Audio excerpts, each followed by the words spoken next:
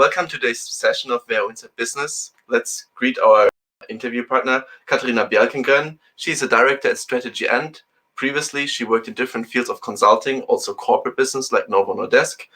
And she made her bachelor's and master's at MIT in business administration, but also in engineering. She's focusing in a strategy and role in the Zurich office on the roles of food for the whole supply chain, meaning from food producement until the end consumer, and is currently involved with the topic of introducing ESG standards and make the whole food supply chain more ecological friendly. Welcome to this session, Catarina. Thank you very much. Pleasure to be here. All right. Let's maybe start with the thing. I mentioned already that you're focusing in strategy and on food. What has driven you to the food industry, since also the whole your CV you're dealing with the food industry? Absolutely, great question. And it's been an evolving thing. I started out actually in the pharma industry. So I studied material science. I worked a lot in chemistry, also bioengineering and those types of topics. And after working for a long time in pharma, I moved into an agriculture company, and realizing that agriculture and the thing in between pharma and ag is sort of food, right? So you're neighboring the two industries where you find you're having health benefits coming out of food. So it's a bit of a gray zone between everything that's good for you to eat, but also healthy and wealthy and also good for our planet. So it's kind of the convergence of those two fields of study, both the pharma world and the agriculture, where I find food to be right in the middle. I mean, which things you learned from the pharma industry you're currently applying in your daily business in the project? I mean, that's great as well, because excellent thing about supply chain and operations, it's ubiquitous. So wherever you look, you can apply similar types of thinkings around how to optimize your end-to-end value chain, whether it's in a pharma company or in a retailer, grocery retailer, or in a agriculture company. So the operations topics and the operations focus, whether it be this industry or that, has really carried me through my career to where I am today, and being able to leverage similar concepts of how to optimize that end-to-end. And maybe you can give us some insights from your current topics at strategy, and in which part are you currently mostly dealing with the challenges of the food industry, or where is for you the most interesting topics to deal with? Yeah, absolutely. And I think that's what makes it so exciting to work in consulting as well, because you're always faced with the latest challenges that companies are facing right now. I mean, we started out digital, of course, has been on the table for a long time, and the rise of the CIO. But now in the last couple of years, we've really seen ESG coming through, and sustainability, and almost all of our clients have an angle to it. And that's where this topic around food sustainability really grew out of there. So the most pressing elements right now that I'm also involved in are looking into the environmental, the societal, and the governance aspects of a sustainable supply chain. So our clients, they're driven both by being, if you like, pushed by regulatory bodies to do non-financial reporting like GRI or the EU Green Deal, etc.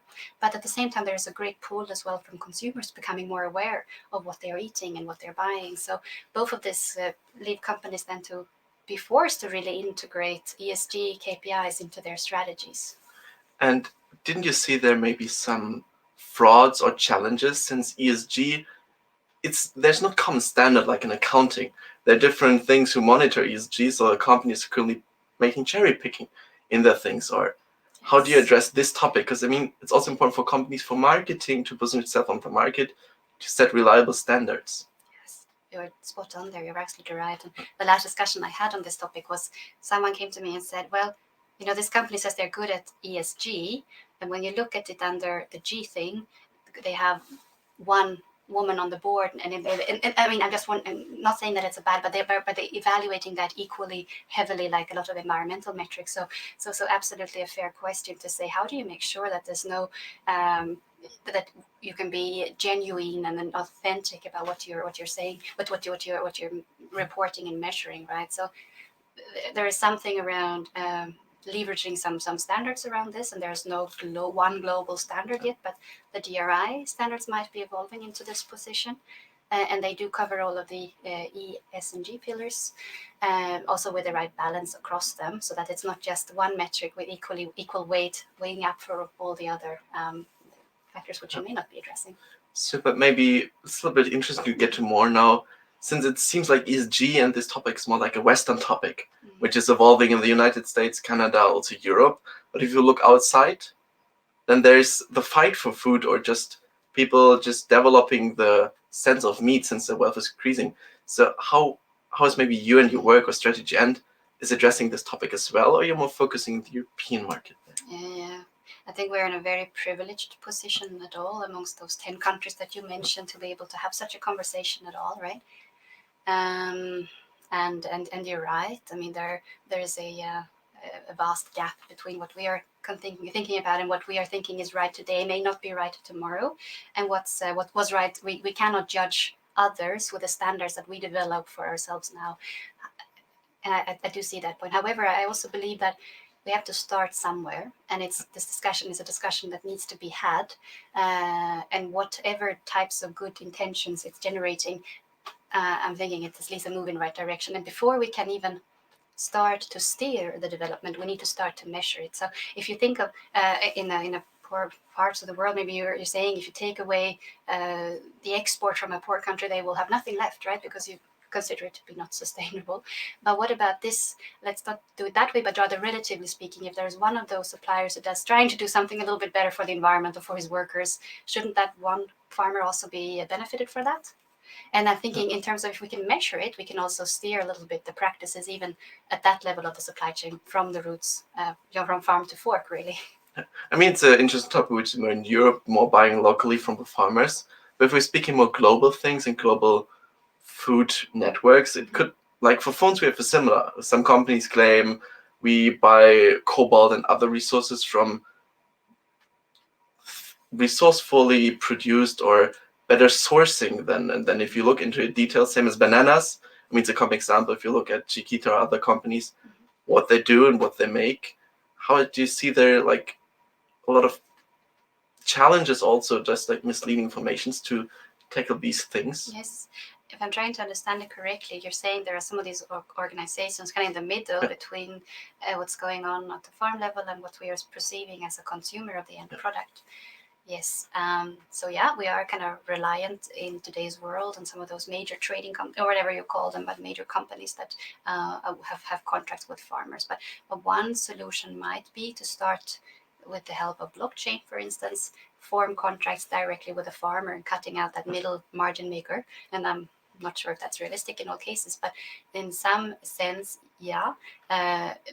Allowing the farmer to gain more of the profits, but also then having a contract directly with him and cutting out some of the others. And this would also enable you to directly measure what's going on at farm level, not to rely on someone else's statement of what's going on. Of course, I think if you were to switch to such a system, you would need to audit the farmer to make sure he's actually following and doing what he's saying he's doing. So there will be an element of that, but still, you would not be fooled by one middleman who might have more power than. Yeah, I think you mentioned two interesting topics. First, the blockchain topic. I mean, we're very curious about blockchain Web.3. Do you already see the first applications coming up with blockchains, rather more than research, but try to implement it practically? That's a good question. I'm not quite at the forefront of this right now, but the one that we did discuss is really the smart contracts with farmers. So to allow, a importer of food to close his contracts directly with the farmer, avoiding this trading company in the middle. And that's one of the more pertinent and relevant examples I'm seeing right now. Of course, you have also in medicines and in pharmacies being able to know that there's no counterfeiting going on. Those topics, I would imagine as well, we are seeing some use cases coming through, but I feel it's a bit of a chicken and the egg. And before you have a standard that's applicable and universal, because of the people actually leverage it also on the consumer level, there wouldn't be that pull from the company to actually start to invest in it. But slowly and slowly, I see some of those use cases coming through. But do you see personally the application of blockchain things more like for luxury products, where you can track the source of your caviar, lobster, or certain other high vegetables, or also meat, or you can see it also for a wider range, like everyday products, bananas, potatoes, because there you have so many consumers and so many farmers, so it's maybe hard to connect it if you also think about the distribution networks of the food. In the latter case, the impact would be so much bigger, right? If you're able to sway through behavioral economics. I mean, if you're the use case, I think, is definitely around transparency and getting away from the subjective judgment, right? So you're taking out the judgment piece of it, which is nice. And if you're able to convey that information to a larger mass of people, you can hopefully through behavioral economics help them or influence their choice to make a choice in the right direction for the environment, is what I'm thinking. So to make that information transparent also on more standard fruits and veggies and whatever. Of course, on caviar and lobster, it's also great, but not only because then your scope or impact would be much smaller. Yeah, that's a fair point, I guess. But I mean, how to set these standards if we're talking about, and how is maybe like, because politicians always, we see the topic in Europe that we try to label certain industries as green. Germany wants to label coal more green, or Finland wants more agriculture green in general. How's maybe the role of outsiders, like strategy consultants or academic, in these standard setting processes? Because you don't want to over-engineer it. Otherwise, as you said, you can't audit it on lower levels. Yeah, absolutely. Well, that's a wonderful question. And where do you start with those standards, right? Because your question is it like I mean, if it's very global, I mean, at some point, yes. I think it needs to be a bit of a global one, but once it's globalized, it's also very complex for all the countries to comply with it, right? And who is responsible for it? There are some standard organizations like the GS1 or your Global Gap or whatever have you. And I'm thinking the standards would need to come in collaboration with the retailers or with the private sector somehow, that we come up with something that's implementable. I'm thinking it shouldn't be too complex. And as I mentioned before, you cannot measure all countries according to the standards of a particular country. So how to make that applicable, it is a good question. I think this is a discussion that's ongoing at the moment. Who needs to be at the table? Definitely a standards organization too. So you see yourself and strategy and more at the forefront of setting these standards, to come more in like an outsider with more deeper industry knowledge, but also more as a broader advisor. Yeah, I think you're touching on an interesting topic also around what's our role as strategy consultants, right? And definitely evolving over the years, and maybe faster now in light of everything that's happened. But I think we are a lot also that spider in the web, and knowing where the pockets of expertise are, and facilitating, getting the right parties to the table to discuss. For instance, do we need a standard around what about this reusable packaging verbot, which is coming into effect for retailers in Germany as of 1st of 2023, right? So how do we get a common standard for returnable, reusable packaging in your salad bars and the heiße? How do we make sure that everyone can come to the table and have that discussion and agree at a wider front? And I think this is the type of benefit that strategy consultants can bring. We're kind of connecting the industry with a standard setting organizations like a university as well. Or I mean, someone who's not driven by profits, or a standard organization or a university, but also smaller boutiques with specific information or knowledge, and together puzzling a solution that's meeting the needs of our clients or of the industry. Yeah, that's a good point. I mean, so you see also the role of strategy consulting is then, from your industry part, is more evolving, getting more out of the traditional advising how to enter certain markets, but more like how to adapt and how to become more at the forefront of the industry, or the leaders of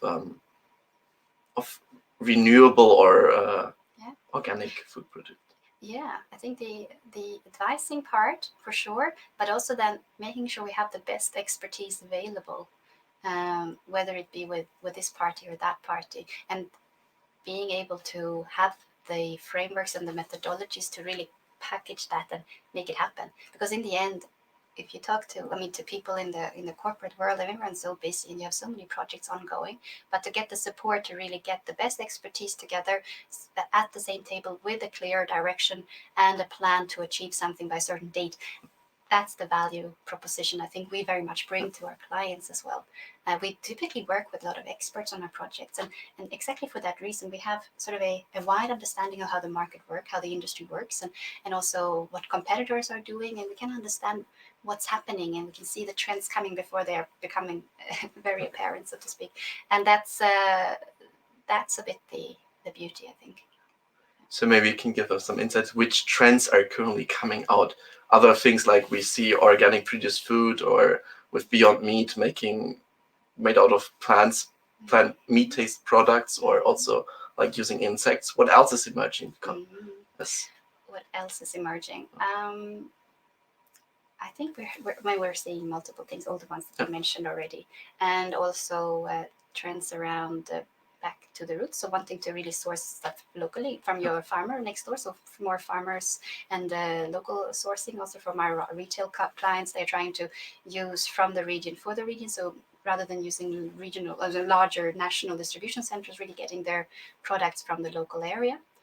Another one is less stuff. Just looking at your product, whatever you have in the supermarket, how many ingredients are there in this, and preferably choosing food items without an ingredient list. I mean, if you think of it that far, you have a real potato. It doesn't have a ingredient list. Or if you think of a Coke bottle, it has a lot of different ingredients, right? And if you compare, that's what I'm thinking. Move more in the direction of buying a potato and a piece of meat for all matters, as long as it's high quality. I mean, I think then you're getting more back to the roots, or you're avoiding all these other additives or pesticides, whatever it might have been part of it. But less of everything, fewer ingredients in your food items, and favoring smaller brands, and whether this is good or not, but moving away from some of the multi-corporate corporations that might be perceived a bit evil, but this has it's a two-edged sword. I think we're also seeing some growth in preferring smaller brands. But isn't that the danger then, like that Nestle or Unilever with brands like Vegan Butcher are stepping up on this trend and just, again, misleading in a kind of way the consumer that they play? We have developed small brands or adapt brands to local markets, which then is just like, can be understood a way like greenwashing. Sure. However, also thanks to many of them, is there at all an access to some of those things across the world? And if now driven by a pull or a push, either as a governmental push or a consumer pull, a Unilever acquires some other smaller company and makes sustainable alternatives available to a much larger population, that would be a good thing, right? And I think it's all about realizing that a larger company would benefit from marketing also that type of product. So yeah, I think it must be, there's no black and white. Yeah, that's for sure. Yeah. And maybe talking to some more recent topics, like we have seen two large topics. First, the Ukraine-Russia war with grain and oil exports, but also maybe the rise of China, that China's more like buying up the grains reserves of the world.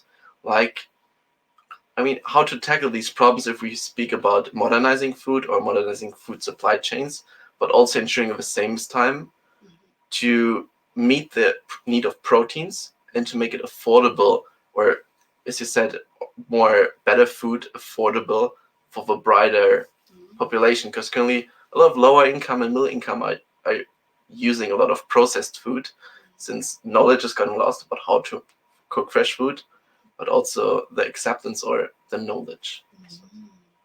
It's a multifaceted question, I find. It's like a couple of things. Like, one is about education. How do you make sure as a person I'm able to know what is good for me, and what's a good food nutrition. The secondly, what is quality food, and what is also, why do I eat? I mean, I eat a bit to survive, but I also eat because it's a pleasure, and it's a bit of it's bringing people together. It's a community builder, and it's at the center of many things that we do. And that eating part needs to be also something that we enjoy. It should taste well. And then it's so different across the globe. If you look at the US, back to your first question there, perhaps, or anywhere where people maybe don't know fast food trends, etc., we were seeing there more of those types of discussions, obesity, etc. And they're having maybe something taught at school and making sure that students and young children at least get this from the start. Should they not get it from their parents, which of course they also need to be educated, but I think education is one element around food to sway anyone towards a healthier eating pattern.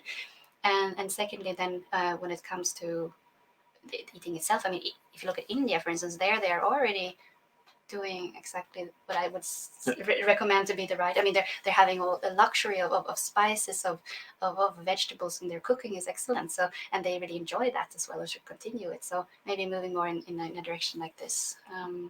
But didn't you see the trend that's getting more like Europe? I mean, Chinese diet was also a lot of based on veggies, but now they become richer. Pork and other livestock are like exploding. Yes. And I mean, if China is the forefront, India, Africa, and the Pacific are the next. You said indirectly meat has to put in the costs also on the environment damage it makes. Got it. So how to teach Europeans to eat less without losing acceptance? All right. Yeah.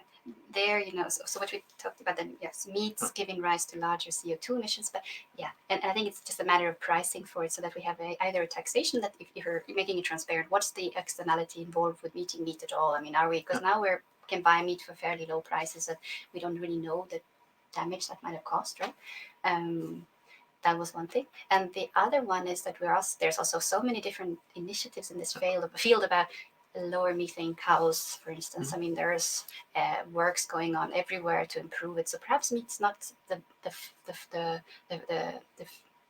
enemy in the end. It might be other ways around it. So meat itself is. Yeah, let's just think of the one time or the time that we buy a meat, that making sure it's high quality and animal welfare is taken into account. Just make those things transparent, right? But the other one I wanted to mention is around the availability of options. And you say the other, you know, the lower middle class is growing and they're demanding similar choice to what we enjoy here, right? And that's the real question. Should everyone be, what is the right level of choice? I mean, you can eat Greek, Indian, Chinese, whatever have you, in almost any little small city in Germany. And if that's the same you would be expecting around the world, imagine the food challenges we would be faced with then, if that's the direction of travel. But I would imagine that we would run into a supply and demand issue, and the price would really just dictate that it won't be possible. Because with the limited number of resources that we discussed, we have the earth in the middle. I mean, you have the limited resources, a population that's still increasing, and also the expenditure, the willingness to spend on food as people get richer as well, and what the different choices entail. But then what else you can do is try to, of course, limit the demand and sway them and influence their behaviors.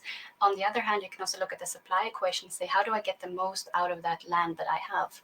And what's the yield out of my piece of arable land? I mean, can I use better yielding crops? Or there are crops that don't need fertilizers. There's always research going into, like a Syngenta or a Bayer, to say, how do we make the most out of the land that is available to feed a growing demand? Yeah, I think you to speak to interesting topics. First, the supply chain issues, but also maybe going back to the crop science and which crops we're using. I mean, currently we're just making putting different seeds together and look out which has the highest yield. But then we look at the acceptance of genetic engineered crops, where there's not really acceptance in Europe. Well, I mean, in the end, the kind of apples or potatoes we have in the end is just like primal genetic engineering. How maybe we solve that topic, or how also to raise the awareness that it's in the end maybe healthier. Yeah, might come through, because if you look at, I will start with a grain, with the seeds, right? Because you can genetically engineer your seeds so that they don't require pesticides. And if you think of it that way, you have a seed that automatically, when it grows, of course, repels insects or is better positioned to grow in warm climate areas. And the benefits of that is I mean, you don't have to spray it, you don't have to all the adverse effects of pesticides, insecticides, what have you. And maybe making this transparent would help to show the benefits of what that type of research and that type of work. And I think needs to be some level of understanding around those topics, I believe. But you're seeing currently initiatives in the markets, or maybe in the European markets, to raise awareness about this topic, or is it still very political driven to label it as dark, evil, and keep it out of our fields? The GMO topic in particular, I haven't seen so much about it recently, but I know that what you're saying, the U.S. is much more open about it. The corn question and in the Europe, it's still a no-go. But perhaps when in the years come, but I don't have the latest there, so don't know. But I'm thinking if you're afraid of, it's probably a matter of seeing once we get even harder pressed on the yield, this might still then open up a door to move in that direction. Maybe let's dive a little bit into the topic you mentioned about supply chain and the issues. Sure. I mean, we've all seen through Corona, supply chain got disrupted. Farmers stopped planting salads because they didn't sell in restaurants. Mm-hmm. How do you see there? What else is changing except out of a lesson out of Corona? Are farmers more like using data tools or other things to predict better demand, or entering new or going out of certain markets, and how maybe the food retailers or consumers can adapt to that new environment? Because nowadays it's normal that in supermarkets certain items are sold. Yeah. I think there's twofold. Some farmers might have benefited. I mean, the more local, the better, right? So if you have a local supply chain, you might have actually seen an uptake, whereas the larger companies with sourcing from around the world to supply a global world would have not had the necessary resilience to really resist those challenges, and they might have then had more the adverse effects of it. But a farmer himself, I think, moving more towards supplying a local demand, and which is in itself a good thing, I would imagine. And then the larger companies, I would believe, they are then moving more in the direction of securing multi-sourcing, building up perhaps farmer supply from multiple regions. Of course, when you talk about crops in particular, you always have the seasonality aspect, and having then two suppliers year-round is I mean, from different parts of the world, it's not a difficult thing unless you move in the direction of greenhouses. But I think there are options, and I believe many of our clients now in ways are coming to us and asking, what is our right resilient strategy? What's our right dual sourcing, multi-sourcing strategy? And how much up capacity or downwards capacity do I need to have to be flexible and meet such a possible force majeure or whatever might come our way? So, but you see currently that supply chains are getting better after Corona and after Ukraine crisis. So you see still, of course, there's currently still a lot of disturbance in it due to the new wars and other things. But I mean, if the world goes better, then maybe this multi-sourcing or multi-channels can be again a problem, since then they suddenly source of their contracts, they're facing, they're buying too much. It's a hot topic to advance. I think that you're right. So the only constant is change. And now we're in the pendulum towards localization, and we're moving more in the direction of nearshoring, best, whatever you call it, best shoring. Then after a while, costs might become more relevant, and we're all competing on cost again, and we might see the pendulum swinging the other way, moving back or more towards offshoring. But let's see. I think supply chains are getting better. Yes, I think they're improving all the time in terms of the information and the transparency, and being able to steer those more acutely with sharing of information through either demand sensing tools within the market, being able to send that demand signal all the way back to where it's being produced, and being able to produce the right amount of quantity. For instance, if a farmer suddenly says, "Oh, I had a wonderful year, my yield suddenly doubled," being able to know that early enough before you actually harvest it through those sensors, now but before I see it's really my harvest is going to be great this year, but to communicate it upstream so that you can find a market for it. I'm thinking towards downstream towards your customers and clients and whoever buys it. But to have this communication more transparent. Also, if you are finally bad weather, you have less harvest. Also, being able to meet that future then gap with some other suppliers. Those types of things. I think that's where supply chains are currently getting better at that transparency and information sharing. So you would also include back to the topic of roots, more ESG standards. This overall that you get like certain control units which are observing of a certain company the worldwide sourcing. Yes. Gets also better than to put in these standards, not only to communicate it, but also to maybe sensitive for farmers, because I guess a lot of farmers are still in different countries where they're not used to reduce pesticides. I think just overload it and then it's good. Absolutely, yeah. And you're right. I mean, we cannot put the burden on them, but this transparency about knowing how was this crop produced, and then being able to incentivize behaviors that are today deemed to be environmentally friendly. And just by having that information, we're able to steer it. But without having the information, how could we ever? So I think it really starts by that, as you say, very much measuring, being able to measure what's happening. And once we know a little bit what's going on, based on the current requirements and current key performance indicators, whatever, steer the behaviors that we like to see more of. And maybe let's go a little bit deeper in the topic of measurement. You can measure it in every way. What do you set then as a baseline? You say, okay, we set what's traditionally used with a lot of pesticides to see how much CO2 we reduce, how many pesticide less we have. So, or how to evolve these standards and to make them flexible, usable, but still accountable. That's a great question, and I think you really sort of need to get it relative.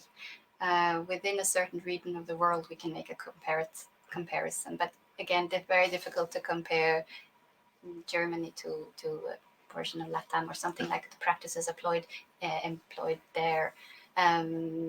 Therefore, I would say, back to the standard question, what is it? What is a food index? Like, how sustainable are you? It needs to maybe to show some global direction of what are the key areas I want to measure, but then the scale of measurement and the relativeness that needs to be broken down by, is it country or is it region or whatever. But yeah, once you're there at that level, I believe it's more a matter of more or less, and to understand like not how do you compare to Germany, but within that local area, who is trying to do something better, and that person then deserves to also get the benefit of it, and put the praise where it belongs, so to speak. Yeah. Isn't that maybe a little bit then confusing? I mean, a lot of consumers are not aware of the different things, how it's produced or how the environment is running in different countries. Still think certain countries are very poor, but still it's like emerging already. How to maybe sensibilize this? Because of course you can compare maybe products from France to Germany, but then they also need to understand my bananas come from Latin or Africa or Southeast Asia, which all have different standards and using for the same product. Yeah, but for the consumer, I think this would be, if you imagine a platform, a data lake or something, it will be kind of pulled into there, and then you'd have at the end what the consumer would see. And I'm realizing today, as you're saying, there's all these different labels and confusing because you have organic, you have blah blah blah blah blah. But maybe at some point we can arrive at the place where we have a red, orange, green, or just a traffic light kind of coding, which is with the help of a standards organization like GS1 or someone else set, so that if you are across all those metrics scoring a certain level, and of course the scoring is all in the background, so in this data lake, whether it's from Africa, it's compared against what you have there, but you have to be able to have this AI then in this data platform. But what the consumer would then see would be a easy to read, a transparent kind of metric, and I think that's the way to go. Otherwise, how would I be able to compare label 1 to label 2? I wouldn't. And this is, I think, where perhaps government could step in and put the best of what we currently have developed into some sort of standard for everyone to. So then you see the government as its rule to set up these standards, and not like maybe an overall organization like for IFRS, which tries to make it globally. Because I mean, typically a thing it is over engineering, or always by certain cases that you can label something as green or. Yeah, I believe you would have an IFRS in the background, but who would then make it mandatory? That's the second point. And I think there are organizations trying to become that one standard, right? But then really going the last mile and making it, enforce it all the way down to us, to the consumer. I would say on behalf of a government. So I guess then you would start, of course, with the developed countries because there's awareness, but maybe how to export it to more emerging economies, where the food sources are different, but also different food items have like a status symbol. How to put it in there without maybe rising new social problems or social anger, which then would backfire at the good initiative you have in mind. Yeah. I mean, I read somewhere that there's today almost everyone has a cell phone, no matter where you are in the world, and just leveraging that technology would be one way.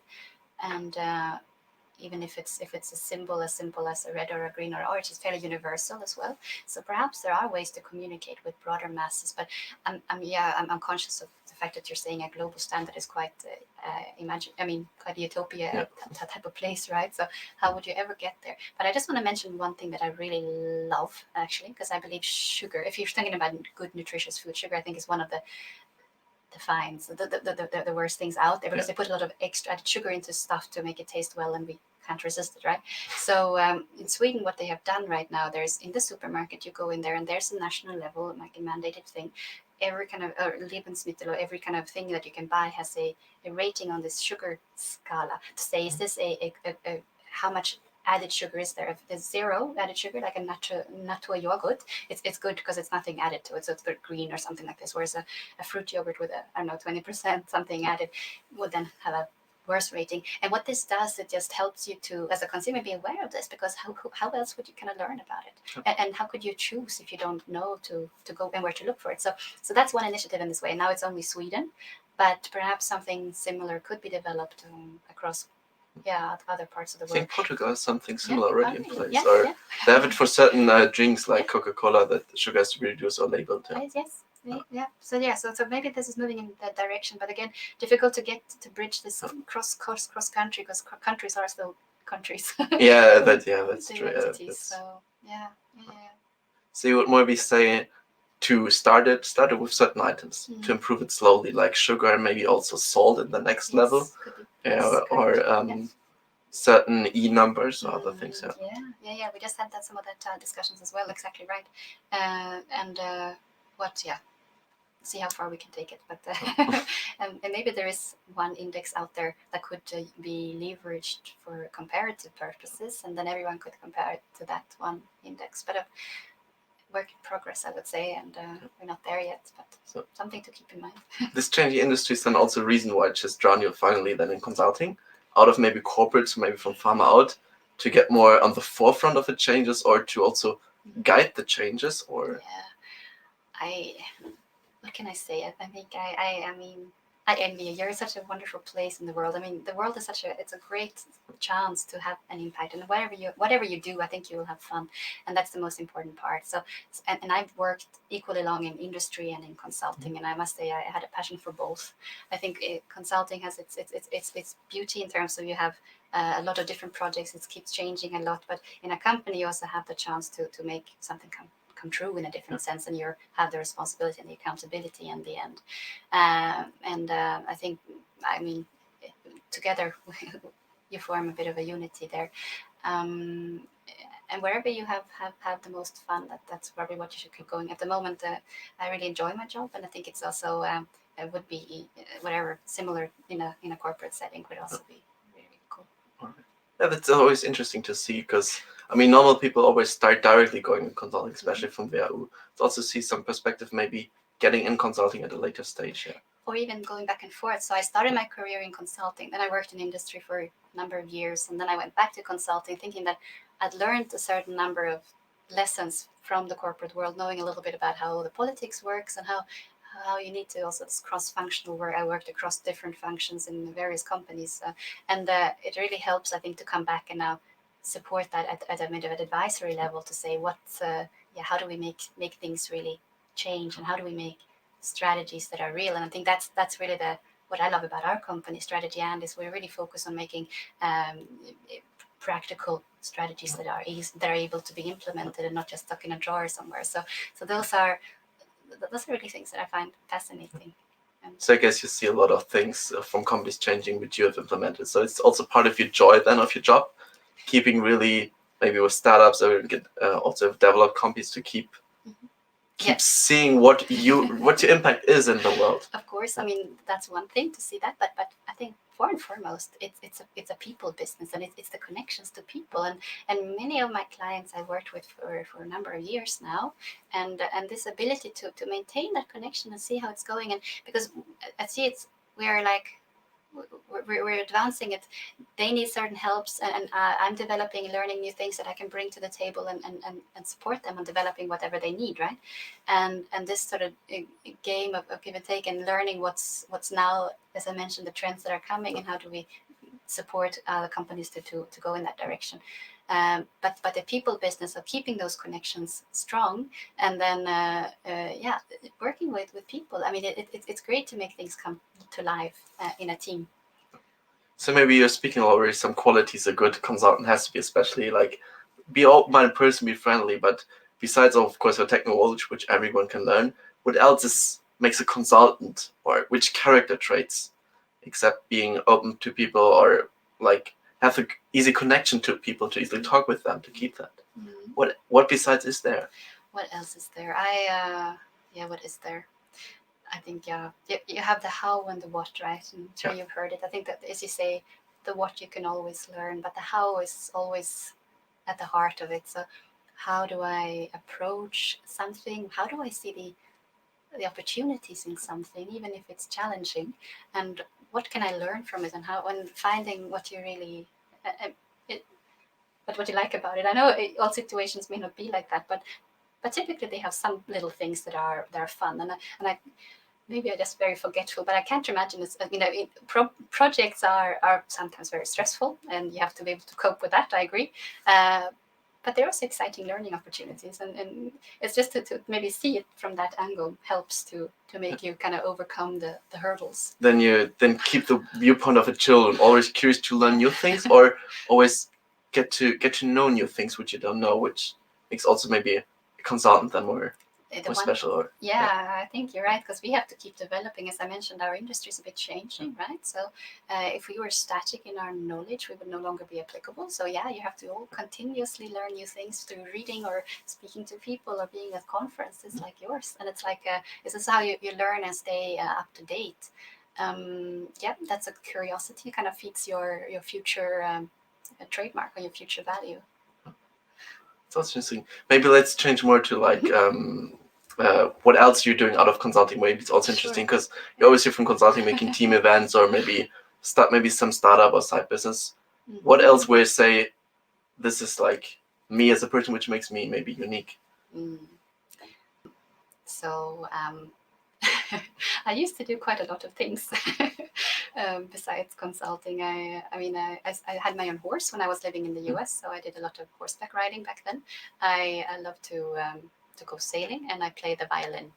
Those were my hobbies. I still do some of them, but I also have 3 little children at home, and they do take most of my time at the moment. So I think it's shifted away to being kind of focus on my activities, to being kind of more seeing how little people grow and how can I guide them to be their best selves. And I'm thinking how do you actually, I think how do you coach someone, but to reiterate the strengths rather than, how do you never say no to someone? I think a lot about those thoughts and how a mind of a child is coming up and growing up. I think that's quite beautiful, and just to accompany that journey a little bit. That's fascinating at the moment, and it's whenever it's there. But that's to be honest, the key kind of pastime outside of work at the moment.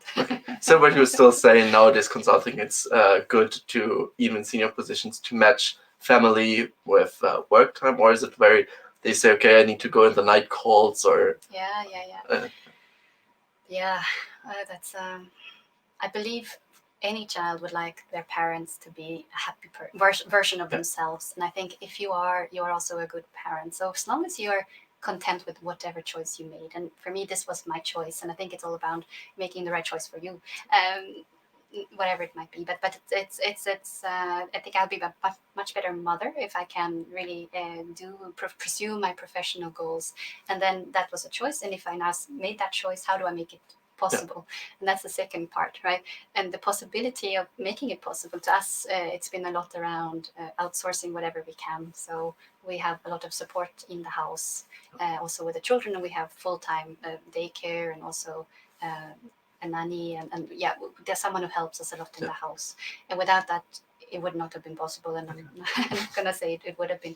So that's the tough equation. But then again, once you are free, like on a weekend or on whenever there is time to also have a afternoon call, maybe sometime else, and take some time off. I do take that time off, and I try to very actively put my phone away, because I feel when you're with someone, just having it there would just destroy that connection you could have with someone. So making that, having that respect for a person, for your friends, your colleagues, or your children, to not look at the phone while you're with them. Yeah, very interesting points you mentioned about that, are very interesting insights you normally don't hear because or abroad of the advertisement what companies say. We go into the which advice would you give students who want to break into strategy consulting, or maybe also work in a corporate and thrive there, if they would start their careers nowadays? And maybe I would say be open, take the opportunity, be generalist. I find like you don't have to specialize too early. I think it's also good to see different companies, different parts of the world, different types of industries, and different functions within an industry. Getting a bit of a all-around experience, because it helps you to see, as mentioned, nothing is black and white, and the more you know that you know very little. And I think just knowing that makes you more humble in front of whatever challenge you might be put up against. So I would say trying to get a broad experience, and rather, I mean, if I think back to school, I know the Algebra 101, or the first introductory course in all of my subjects, economy or in whatever you have, then taught me so much. And then once you're at a certain level, like the next course, you learn a little bit more, but it's getting to a point where, I think the benefit gain equation of the beginning, you're getting so much into a topic from the start, you can have a very more kind of well-rounded discussion. And for consulting, it's important to be able to speak to many different topics and see how they would fit in a whole. That would be maybe one advice. And otherwise, I would say just have fun and feel like you would end up having, as I mentioned, operations. You can do it in so many different industries. So it's something that you have a passion for. It doesn't really matter which industry. You can just learn by doing it. But keep busy. Someone once told me that you have to. This was at an internship at General Motors back in the days, and this was the CEO of that division. He came to us interns and he said, it's very important that your first job keeps you very busy. And he used that as an excuse, I think, but he kept us very busy. And I think it just sets the standard. So once you start out, you can learn to handle and cope with it. And I think it's important to make sure for yourself and choose. If you're not making the most of your time, then maybe you should look somewhere else. Do you have any other things you want to mention in the or speak about which I didn't got on yet? I know. I think it's been a wonderful experience interacting with you, the whole team at WHU. So I want to thank you sincerely for the workshop, for the conference, and for the invitation to present here. I've been so impressed by the organization and the conducting of it. So thank you very much for agreeing to interview and getting your time today. All right, dear audience, this was the interview with Catarina about her role in food and making it sustainable, and also work at strategy. And thank you for today's attendance.